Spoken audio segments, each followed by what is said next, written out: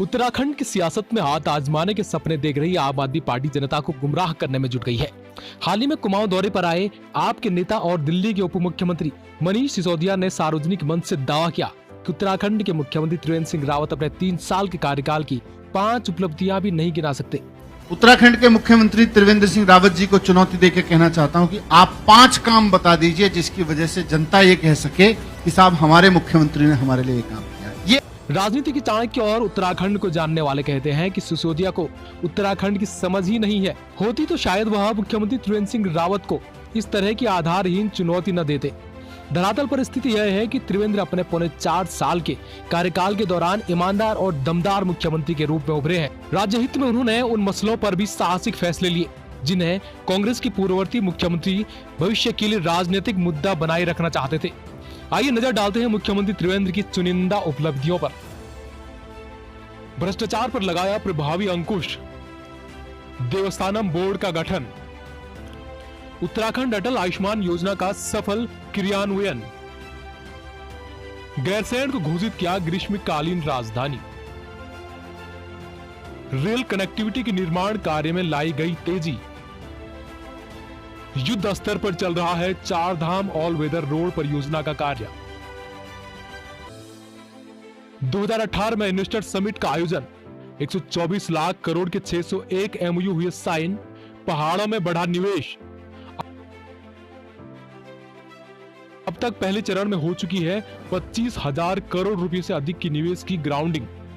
13 district 13 new destination योजना से किया जा रहा है पर्यटन विकास। होम स्टे योजना से पर्यटन मानचित्र से जुड़ रहे हैं दूर दराज के गांव। प्रदेश भर के राजकीय चिकित्सालयों में भरे गए डॉक्टरों के रिक्त पद। देहरादून में रिस्पना और अल्मोड़ा में कोसी नदी को पुनर्जीवित करने का काम शुरू। उड़ान योजना के तहत पंतनगर और पिथौरागढ़ आदि स्थानों को हवाई नक्शे से जोड़ा गया। किसानों को 0% ब्याज पर दिया जा रहा है ऋण। 3.5 साल में 7.12 लाख लोगों को दिया प्रत्यक्ष अप्रत्यक्ष रोजगार।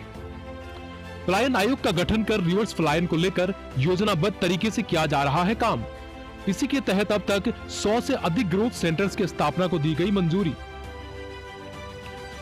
प्रदेश के गन्ना किसानों को अवशेष गन्ना मूल्य का 100% भुगतान किया गया। केदारनाथ पुनर्निर्माण के कार्य में लाई गई तेजी। बद्रीनाथ धाम के विकास का मास्टर प्लान तैयार। भारत नवाचार सूचकांक 2019 में पूर्वोत्तर एवं पहाड़ी राज्यों की श्रेणी में उत्तराखंड सर्वश्रेष्ठ 3 राज्यों में शामिल। उत्तराखंड को 66वें राष्ट्रीय फिल्म पुरस्कार में बेस्ट फिल्म फ्रेंडली स्टेट घोषित किया गया। स्वच्छ भारत मिशन ग्रामीण में उत्कृष्ट प्रदर्शन के लिए उत्तराखंड को मिले 7 पुरस्कार। बेटी बचाओ बेटी पढ़ाओ अभियान में उधम सिंह नगर जिले को देश के सर्वश्रेष्ठ 10 जिलों में मिला स्थान। उत्तराखंड को खाद्यान्न उत्पादन में उत्कृष्ट प्रदर्शन के लिए दूसरी बार कृषि कर्मण प्रशंसा पुरस्कार मिला। जैविक कृषि को बढ़ावा देने के लिए उत्तराखंड को जैविक इंडिया अवार्ड 2018 दिया गया।